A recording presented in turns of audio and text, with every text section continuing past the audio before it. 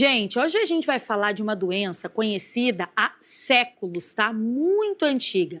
Porém, muitas pessoas, ainda pela falta de informação, criam aí certos estigmas e preconceitos, o que pode, inclusive, dificultar o diagnóstico precoce e levar a complicações graves. Eu estou falando da hanseníase, você já ouviu falar? É uma doença infecciosa crônica causada pela bactéria de nome bem difícil, tá? É Mycobacterium leprae, também conhecida como bacilo de Hansen. Ela afeta principalmente a nossa pele, os nervos periféricos, as mucosas das vias respiratórias e, em casos mais graves, outros órgãos. Embora tenha tratamento e cura, ainda representa um desafio significativo para a saúde pública no Brasil. E olha só, segundo a OMS, em 2023 foram diagnosticados no país pelo menos mais de 19 mil novos casos de hanseníase, o que é um aumento de 5% em relação ao mesmo período do ano anterior. E no mês de conscientização da doença, a gente chamou o médico dermatologista, presidente da Sociedade Brasileira de Dermatologia do Rio Grande do Sul, o doutor Juliano Peruso, que está ao vivo aqui com a gente. Oi, doutor, muito boa tarde. Bem-vindo ao Conexão RS. Doutor, olha só, segundo o Ministério da Saúde, né, o Brasil ocupa aí a segunda posição do mundo entre os países que registram novos casos. Então, a gente pode aferir, a gente pode dizer que é uma doença de preocupação de saúde pública, né, doutora? Então, assim, é uma doença antiga e eu lhe pergunto, o que mais provoca para a gente figurar e estar entre os países que lideram esses números de caso? Por que ainda hoje a hanseníase ela está tão disseminada no nosso meio? Muito boa tarde para você. Boa tarde, Bruna. Boa tarde a todos que nos assistem. Então, sim, o Brasil é a segunda posição entre os países, né, no mundo em diagnóstico de hanseníase, perdendo só para a Índia, que é a campeã.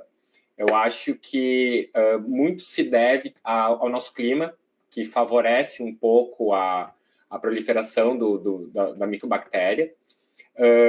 Então, a gente continua diagnosticando muito a hanseníase no país. E um fato interessante é que, claro, é uma doença que é muito mais diagnosticada no norte e no nordeste, na região sudeste, centro-oeste, enfim. Aqui no sul a gente tem uma quantidade menor de casos, mas é interessante que aqui no sul nós somos os campeões em diagnóstico mais tardio da hanseníase. Então, acho que isso é um ponto também que chama atenção para a gente tentar identificar de forma mais precoce essa doença. Doutora, aqui no Sul esse diagnóstico é tão tardio? Pois é, eu acho que muito pela falta de conhecimento, como os casos eles acabam sendo menos frequentes do que nas outras regiões, a gente acaba vendo menos e pensando menos no diagnóstico. E normalmente quando a gente diagnostica são casos que são mais tardios, que têm mais sequelas, e também deu mais tempo para a doença se disseminar para outras pessoas, né? Mais tempo para transmissão. Então, quando a gente consegue fazer diagnóstico precoce, tratamento precoce, a gente também diminui essa cadeia de transmissão para outras pessoas. Com certeza, o diagnóstico precoce, não só para hanseníase, como para qualquer outra doença, é fundamental, né? Doutor, deixa eu lhe fazer uma pergunta. A gente sabe que tem um estigma, um mito, né, em torno da hanseníase, e a gente vai falar mais para frente, que inclusive ela era conhecida como lepra há muitos anos atrás. E aí, explica pra gente, doutor, por que as pessoas têm tanto esse preconceito, esse medo de se contaminar? Enfim, por que é uma doença que gera isso, tem esse estigma em volta dela? Eu acho que isso se deve principalmente pelo passado, né? Era uma doença que não tinha tratamento, então a gente não tinha opção de tratamento e era uma doença incapacitante, progressiva, causava muitas sequelas, principalmente sequelas neurológicas e motoras nos pacientes. E o que se fazia antigamente era isolar os doentes, né? Então, as pessoas que tinham hanseníase, elas eram isoladas do convívio social justamente para não transmitirem a doença. Então, tanto é que o termo não tem mais motivo para esse estigma permanecer. Exato. Foi até em 1995, né, doutor, que se trocou, então, por meio de uma legislação, não se pode mais se referir à hanseníase como lepra, e sim usar o nome hanseníase mesmo, essa nomenclatura que acaba também gerando, como a gente acabou de conversar aqui. Doutor, quais são, assim, os principais mitos, desinformação que a gente tem a respeito dessa doença e que a gente precisa combater? Eu acho que o principal deles é justamente em relação à transmissão, né? Então, a hanseníase, hoje a gente sabe que para transmitir, ela precisa ter uma pessoa que tenha uma imunidade um pouco mais deficiente para a doença, não obrigatoriamente uma pessoa ter imunidade mais baixa, né? Ela é mais suscetível para pegar, e precisa de um contato prolongado e íntimo. Normalmente, a hanseníase, quando a gente tem um doente com hanseníase, a gente diagnostica, né, um paciente com hanseníase, a gente pede para examinar os contatos próximos, as pessoas que moram com essa pessoa, que normalmente são as pessoas que podem ter a doença também, ou estão mais suscetíveis a pegar, né? Então, hoje em dia, não existe, porque antigamente também não, né? Mas hoje, especialmente, não existe mais motivo para a gente ter preconceito com um paciente que tem um diagnóstico de hanseníase. Acho que a imagem, doutor, que mais, digamos assim, retrata, né, a hanseníase, característica da hanseníase, são essas manchas que, inclusive, a gente está até mostrando, estava mostrando para vocês nas imagens. Mas, além disso, doutor, além dessas manchas pelo corpo, né, quais são os outros sinais, os outros sintomas até, antes, de fato, da doença evoluir? Vamos falar primeiro dos sintomas da hanseníase e depois os outros sinais que ela manifesta no corpo, além dessas manchas que são muito características aí da doença. Então, o agente da hanseníase, né, que é o Mycobacterium leprae, ele gosta de pele e nervo.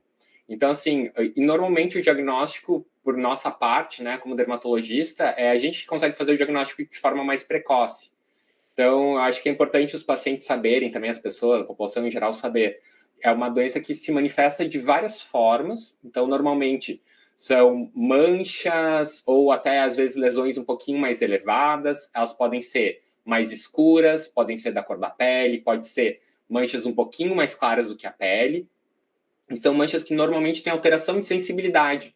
Então, o primeiro nervo acometido é justamente o nervo da temperatura. Então, a gente acaba não tendo a mesma sensibilidade no local da lesão em relação à pele que não tem a lesão. Então, acho que isso é o principal sinal para que um paciente, né, uma pessoa, procure atendimento médico para fazer uma avaliação, pensando que eventualmente possa ter um diagnóstico de hanseníase. O que mais ela pode provocar, doutora? Eu li algo a respeito de incapacitar a pessoa, até os movimentos, enfim, claro, isso muito provavelmente se refere a casos graves, né, gente? Não os casos mais normais e frequentes da doença, mas acho que é importante a gente falar disso também, né, doutor? Exatamente, Bruna. Normalmente, eu nem vou falar de casos graves, mas são casos mais avançados. Então, como o primeiro nervo é justamente esse nervo da sensibilidade, então, primeiro o paciente perde a sensibilidade.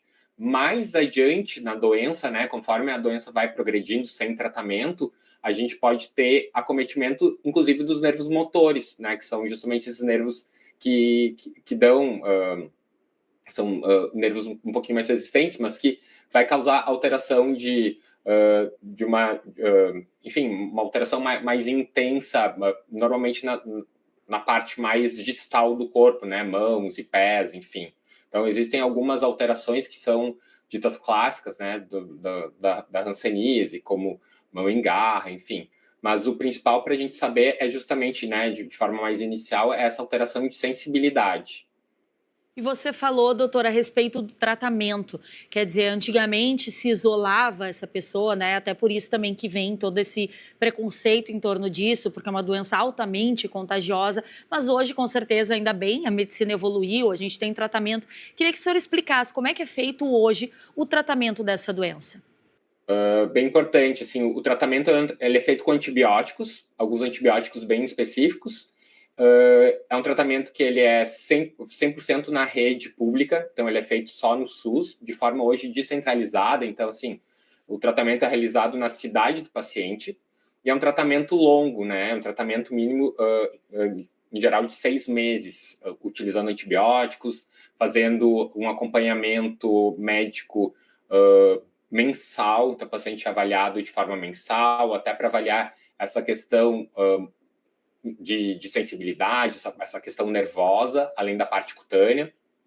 Então, é um tratamento que hoje em dia tem cura, felizmente tem cura, apesar de ser um tratamento longo. Certo. E conviver, doutor, com uma pessoa, por exemplo, que tem isso, está em tratamento, é perigoso para outra pessoa? O que ela deve fazer? Não, ela não deve fazer nada, ela deve conviver normalmente com a pessoa que está em tratamento ou que teve diagnóstico recente, né? Então, o que é importante? A gente não isolar o paciente que está em tratamento para hanseníase ou que teve um diagnóstico recente para hanseníase. É importante a gente fazer essa avaliação das pessoas que estão próximas, né, para ver se elas não podem ter hanseníase, ou eventualmente até se é a pessoa que transmitiu, né? Mas lembrando, como eu falei mais inicialmente, a transmissão ou o contágio, né, da hanseníase, ele depende muito de fatores pessoais, né? Não é fácil de pegar a hanseníase, a pessoa tem que ser predisposta àquilo. Então, por exemplo, que estão em tratamento, estão com a imunidade baixa, estão tratando alguma doença, pessoas imunodepressivas que fala, eu acho, né? Também são mais sujeitas, devem ter cuidado maior?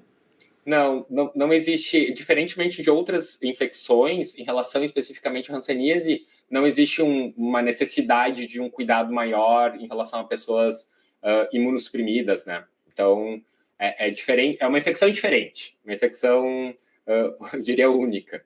Perfeito. E você falava, doutor, a respeito também de ser mais comum no norte do país que aqui no sul. Tem alguma relação com a questão da cor da pele? Tem alguma relação genética, uma predisposição genética da doença? Algo nesse sentido? Ou ainda não se percebeu, não se tem essa relação de fato? Não existe nada em relação a isso. Eu acho que está muito mais associado ao clima do que qualquer outro fator. Ao clima que a gente tem no país, um clima tropical de forma geral, né, doutor? Perfeito. E é importante, né? A gente está aqui no mês, a gente já falou a respeito do janeiro branco, no mês da saúde mental. Ontem a gente falou, o janeiro é um mês, né, doutor Peruso, que olha muito para a saúde das pessoas, a saúde mental. Ontem a gente falou a respeito do câncer do colo do útero, que infelizmente também o Brasil figura como um dos países com maior número de casos da doença entre as mulheres, obviamente. E agora a gente está aqui, né, 2025, falando de uma doença que é muito antiga, mesmo, mas que ainda é muito prevalente nos dias atuais. Então, é preciso a gente ter cuidado. E eu acho que o mais importante, né, doutora, de toda essa nossa conversa é desmistificar, é tirar esse preconceito em torno da doença, esse medo em torno da doença, porque tem o tratamento, como você comentava, né? Exatamente. É bem isso que acho que essa pergunta também que tu fez em relação ao contágio, acho que isso é muito importante, né? Então, o que a gente precisa é começar a diagnosticar, suspeitar, né? Primeiro ponto, diagnosticar precocemente e tirar esse estigma que a doença ainda carrega, apesar de estamos aqui em 2025, a doença ainda carrega esse estigma. Então, tem que tirar esse estigma da doença, que é uma doença hoje completamente curável. Fazer também aquele alerta, como a gente sempre faz aqui, para todas as doenças, né? Para ontem a gente falou do câncer do colo do útero, a gente já falou em novembro do câncer de próstata e fala também aqui a respeito da hanseníase. A gente bate muito nessa tecla, doutor, que é a prevenção, o diagnóstico precoce. Então, quer dizer, viu uma mancha diferente, não custa, né, doutor, procurar atendimento médico, se não particular, vai no SUS também, fazer exames, enfim, muitas vezes acho que a gente tem uma questão de automedicação, as pessoas olham, isso não é nada, e às vezes pode ser o início de alguma coisa, né, doutor? E se a pessoa descobrir antes, que bom, já trata ou já descarta se de fato não for nada, né? Não, com certeza. Isso, né, sempre que a gente tiver algum tipo de alteração, e acho isso é legal da dermatologia também, porque tá na pele, literalmente, né? Então, eu sempre falo, é mais fácil de a gente suspeitar quando tem alguma coisa errada, porque, em geral, a gente está enxergando, né? Então, sempre que perceber alguma coisa diferente ou às vezes alguém falar sobre, né, que nem sempre a gente consegue enxergar, procurar atendimento médico e buscar atendimento, seja na rede privada ou na rede pública, enfim, para fazer essa avaliação. Certo, a gente conversou com o doutor Juliano Peruso, que é dermatologista e é também presidente da Sociedade Brasileira de Dermatologia aqui do estado do Rio Grande do Sul. Doutor, muito obrigada pela tua participação. Obrigado pela oportunidade, Bruna. A gente que agradece.